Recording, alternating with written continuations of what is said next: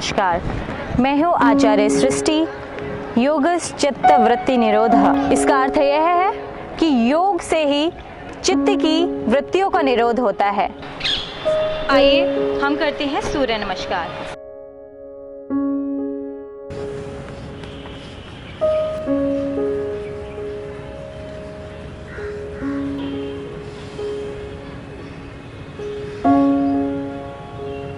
सूर्य नमस्कार में हमारी श्वासों की स्थिति, हमारे शरीर की स्थिति क्या रहेगी, आज हम उसके बारे में जानेंगे।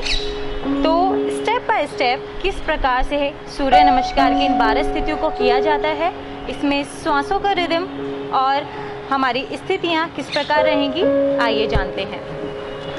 सर्वप्रथम हमें इस चीज़ को ख्याल रखना है कि हमारा जो मैट है जिस पर भी हम कर रहे हैं वह आसन, उस आसन के पहले थोड़ा सा आगे आ जाए।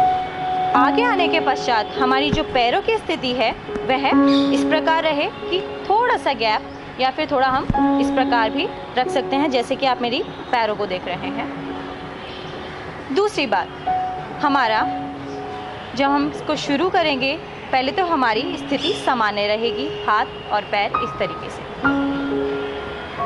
तत्पश्चात पहली स्थिति के लिए श्वास भरते हुए धीरे से हाथों को उठाएंगे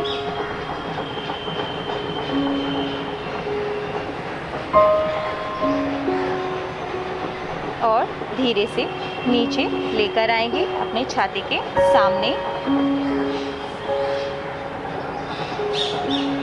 हमारे हाथ, हमारी कोहनियों की स्थिति, हमारी पैरों की स्थिति और हमारे मेरुदंड की स्थिति किस तरीके से हो, देखिए। यह हमारी प्रथम स्थिति है जिसको हम नमस्कार मुद्रा भी कहते हैं। इस मुद्रा के लिए हमारा सामान्य श्वास रहता है और यह है हमारा सूर्य नमस्कार की पहली स्थिति। दूसरी स्थिति के लिए हम श्वास भरते हुए हल्के से पीछे ले जाएंगे हाथों को। श्वास भरते हुए पीछे ले जाएं।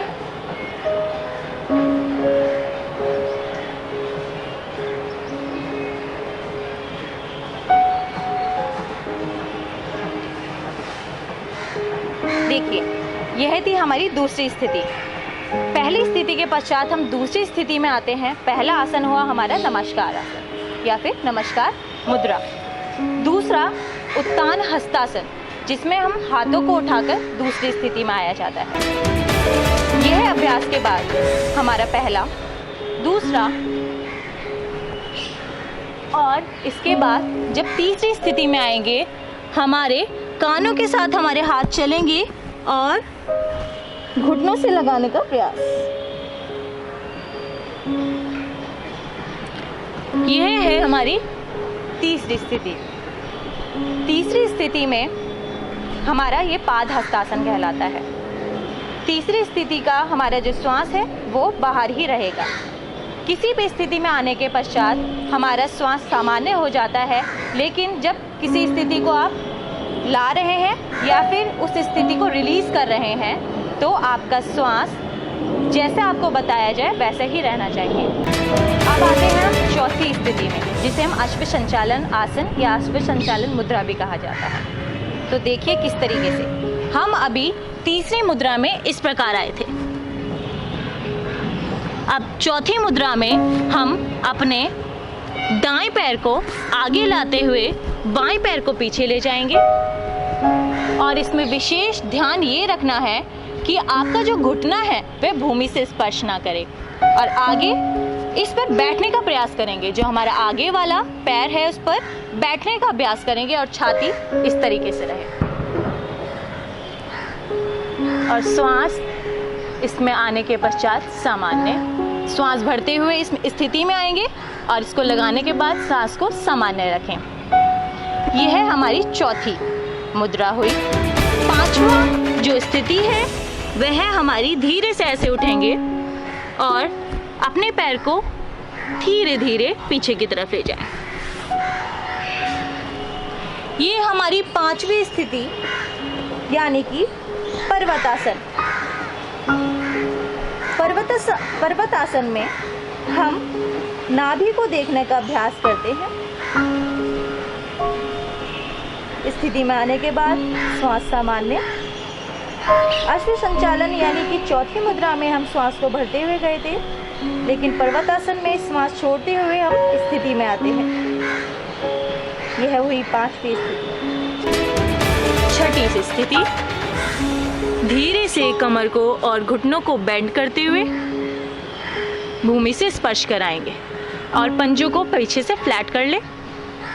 श्वास छोड़ते हुए नीचे आए और थोड़ी को, हाथों को, छाती को, घुटनों को और पंजों को स्पर्श करा दे भूमि से।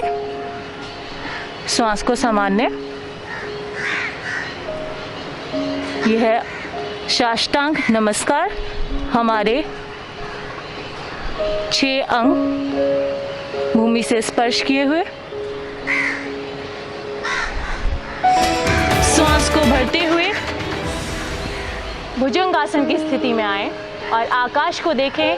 पीछे से पंजे फ्लैट रहेंगे, दोनों पैर जुड़े हुए रहेंगे। आपकी गर्दन और कंधों पर कोई स्ट्रेस ना रहे, इस चीज़ का विशेष ध्यान रखिएगा। और आपको एक सरल और आसान तरीका हम ये बताते हैं कि जब आप भुजंगासन में आए, आप धीरे धीरे ब्रीथ करते जाइए और ब्रीथ को छोड़ते छोड़ते महसूस करिए कि आपकी कमर की बेंडिंग और होती जा रही है।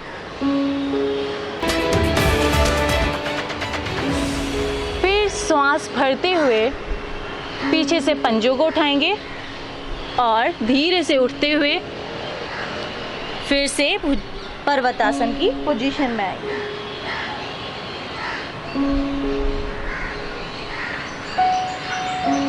ये हमारी 8वीं स्थिति।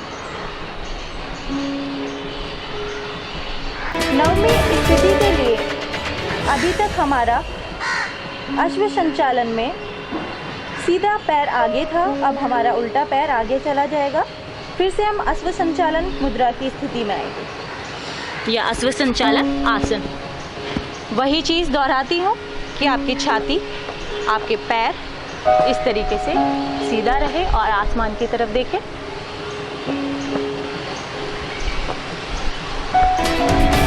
श्वास सामान्य स्थिति में आने के बाद दोबारा से पैरों को इस तरीके से हिलाते हुए दूसरा पैर भी सीधे लाएंगे और दोनों पैर हाथ इस तरीके से रखें, घुटने से लगाएं, सर को श्वास छोड़ देंगे।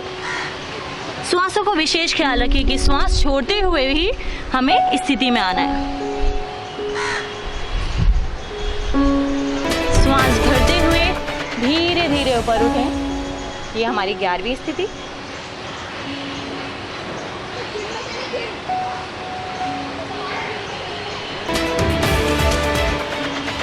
बारहवीं स्थिति के लिए प्रणाम मुद्रा में सामान्य श्वास रखते हुए आ जाएंगे वापस।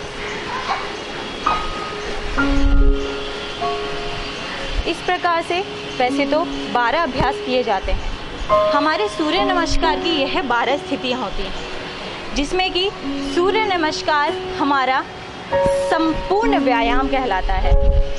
इसी संपूर्ण व्यायाम के लिए हमें ज़्यादा कुछ करने की आवश्यकता नहीं है, या फिर हमें पूरी दिनचर्या में हमें समय निकालने की ज़्यादा आवश्यकता नहीं है। आपको भी पता है, इस भाग दौड़ भरी ज़िंदगी में, इस व्यस्त दिनचर्या में, इस जीवनचर्या में हमें समय निकालना बहुत मुश्किल हो गया है। तो अब ये देखिए कि अब इतना स्थिति करने के लिए हमें कितना समय लगा, या फिर ये तो खैर मैंने आपको एक्सप्लेन किया, इसकी पूरी अच्छे से व्याख्या की, तो हमें इतना समय लगा। लेकिन अगर हम इसको थोड़े समय में करना चाहें तो किस प्रकार हम कर सकते हैं, थोड़े से झलक देखिएगा। आगे आ जाएंगे। स्थिति श्वास मैंने आपको पहले ही बता चुकी हूँ, तो अब स्थितियों को ध्यान से देखते हुए, इस रिदम को ध्यान से देखते हुए कीजिएगा। श्वास भरते हुए, प्रकृति का आनंद लेते हुए धीरे से श्वास का ध्यान रखें। श्वास छोड़ते हुए लाएं और सामान्य रखें। श्वास भरते हुए पीछे ले जाएं हाथों को। दूसरी स्थिति, तीसरी स्थिति में हम आराम से ब्रीथ को आउट करते हुए ब्रीथ को इन करते हुए फिर चौथी स्थिति में आए।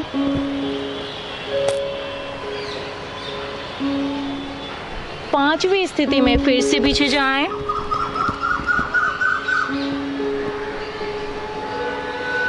श्वास छोड़ते हुए फिर से श्वास भरते हुए साष्टांग नमस्कार में आए।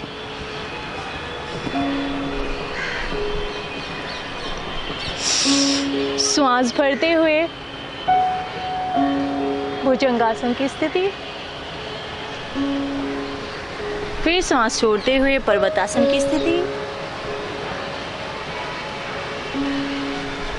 नौवीं स्थिति हमारी फिर से अश्व संचालन, लेकिन ये पैर बदला हुआ है, पहले सीधा था और अब उल्टा पैर। फिर से दोनों पैरों को जोड़ें, श्वास छोड़ दें, फिर से श्वास भरते हुए पीछे की तरफ।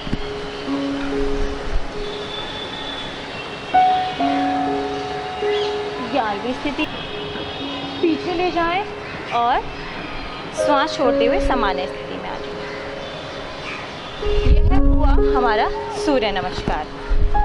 तो आप खुद देखिए कि आपको इतना करने में कितना समय लगा, और जब आप इसमें रिदम पकड़ लेंगे या फिर आप इसको 3 से 4 बार करने लग जाएंगे, 3 से 4 बार करते करते करते करते जब आप इसका अभ्यास बढ़ाएंगे तो आपको पता पड़ेगा आप 1 मिनट में 3 से 4 से 5 बार भी आप कर सकते हैं। तो यह हुआ सूर्य नमस्कार का अभ्यास। सूर्य नमस्कार का अभ्यास आपके लिए क्यों ज़रूरी है, क्यों करें हम सूर्य नमस्कार, या फिर इतनी भागदौड़ भरी ज़िंदगी में इतनी व्यस्तता, इतना चिंतन, इतना मनन होता रहता है हमारे मस्तिष्क में, पता नहीं कितने सारे विचार आते हैं। तो इन विचारों को रोकने के लिए, एक अच्छे डिसीजन मेकिंग के लिए, एक टाइमली डिसीजन मेकिंग के लिए क्या करना चाहिए? क्या हमारे सूर्य नमस्कार काफ़ी है? क्यों काफ़ी है? चलिए जानते हैं।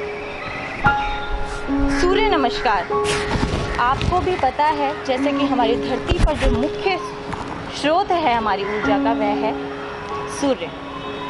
तो सूर्य हमारे जब शरीर पर पड़ता है, उसकी किरणें हमारे शरीर पर पड़ती हैं, तो वह एक पॉजिटिव ऊर्जा का संचार हमारे शरीर में करती है। जब सूर्य की ऊर्जा हमारे भीतर हमारे स्किन पे पड़ती है तो हमारे शरीर में कैल्शियम का निर्माण करती है, विटामिन डी की जो कमी है हमारे शरीर के भीतर वह पूरा करती है। हमारे मस्तिष्क के लिए, हाँ जी, मस्तिष्क के लिए हमारे सूर्य की किरणें जो हैं बहुत लाभकारी हैं, बहुत असरकारी है हम सूर्य की किरणें। जैसे कि सूर्य की किरणें हमें रोशनी देती है, वो किरणें हमारे ऊपर पड़ती हैं, और या फिर सूर्य नमस्कार को जब सूर्य की रोशनी में किया जाता है तो अति उत्तम और अति लाभकारी होता है। हमारी ऋषि मुनियों ने काफ़ी, ये कह लीजिए आजकल के साइंटिस्ट रिसर्च करते हैं, हमारे ऋषि मुनि पहले ही रिसर्च कर चुके हैं। तो जब उन्होंने जाना, बहुत ज्ञान लिया, ज्ञान के पश्चात उन्होंने यही पाया कि जो इन 12 स्थितियों को किसी क्रम पूर्वक, एक क्रमबद्ध तरीके से जब हम सूर्य के सामने करते हैं तो इसका विशेष लाभ हमारे शरीर पर रहता है। इवन 24 आवर्स हमारी जो पॉजिटिव ऊर्जा है, वो ऊर्जा है, कार्य करने की क्षमता है, उसको बढ़ाता है।